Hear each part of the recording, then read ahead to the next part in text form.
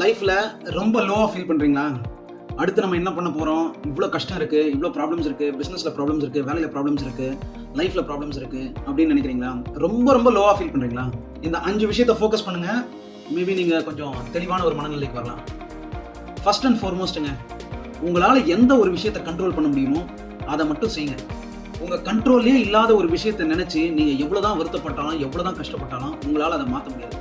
So உங்கள் கண்ட்ரோலில் இருக்கிற எந்த ஒரு விஷயத்தையும் நீங்கள் சரிவர செய்யும்போது உங்களோட பாசிட்டிவிட்டி ரொம்ப ஜாஸ்தியாக இன்க்ரீஸ் ஆகும். எஸ்பெஷலி ஆண்டர்பிரினர்ஷிப்பில் அப்ஸ் அண்ட் டவுன்ஸ் இருக்கிறது ரொம்ப காமன்.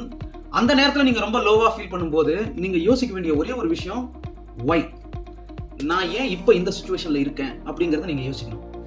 எல்லாமே இட் ஸ்டார்ட்ஸ் வித் அஸ்ங்க. நம்மளை நோக்கி தான் எல்லாமே நம்ம முதல்ல பார்க்கணும். நீங்கள் இந்த ஆண்டர்பிரினர்ஷிப் ஜேர்னியோ இல்லை நீங்கள் இப்போ இருக்கிற நிலைமைக்கோ காரணம் என்ன, எதனால் நீங்கள் ஏன் இந்த விஷயத்தை செய்ய ஆரம்பிச்சிங்க, நீங்கள் ஏன் இந்த ஆண்டர்பிரினர் ஜேர்னியை ஸ்டார்ட் பண்ணீங்க, யாரோட உந்துதல் இல்லாமல் நீங்களாக பண்ண ஒரு விஷயத்துக்கு நீங்கள் நொந்துக்க வேண்டிய அவசியம் இல்லை. அதனால ஒய் அப்படிங்கிற விஷயத்த ரொம்ப ஸ்ட்ராங்காக ஆராய்ச்சி பாருங்க.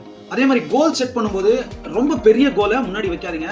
ரொம்ப சிம்பிளாக சொல்லுவாங்க, படி ஏறும்போது மேலே பார்க்கக்கூடாது, படியை பார்க்கணும் அப்படின்றது. அந்த மாதிரி நீங்கள் சின்ன சின்ன கோல்ஸை வச்சு அந்த சின்ன சின்ன கோல்ஸ் அச்சீவ் பண்ணுங்க. நாம எல்லாருமே ஓவர்லுக் பண்ணுற ஒரு விஷயம், நமக்கு கஷ்டம், நமக்கு கவலை இல்லை, நம்ம லோவாக இருக்கும்போது நம்ம யாரையுமே ரீச் பண்ண மாட்டோம். தயவு செய்து ரீச் பண்ணுங்க.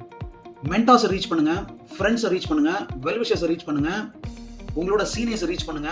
உங்களோட பிரச்சனையை சொல்யூஷன் தேடலாம், அட்லீஸ்ட் டிஸ்கஸ் பண்ணுங்க. ஒரு தேர்ட் பெர்ஸ்பெக்டிவை வாங்கிக்கங்க. அது உங்களுக்கு நிறைய ஃப்ரெஷ்ஷான ஐடியாஸை கொடுக்கும். எதுவுமே முடியலன்னா அமைதியாக கொஞ்ச நாள் இருந்து பாருங்க. இந்த மாதிரி ரொம்ப லோவாக இருக்கும்போது நீங்கள் நிறைய சக்ஸஸை பற்றி யோசிங்க. அது உங்களுக்கு ஒரு புது உத்வேகத்தை கொடுக்கும். அது ரொம்ப ரொம்ப முக்கியம். நீங்கள் லோவாக இருக்கும்போது உங்களுக்கு இருக்கிற ஒரே ஒரு டைரக்ஷன் அப் மட்டும்தான். இதை நல்லா ஞாபகம் வச்சுங்க.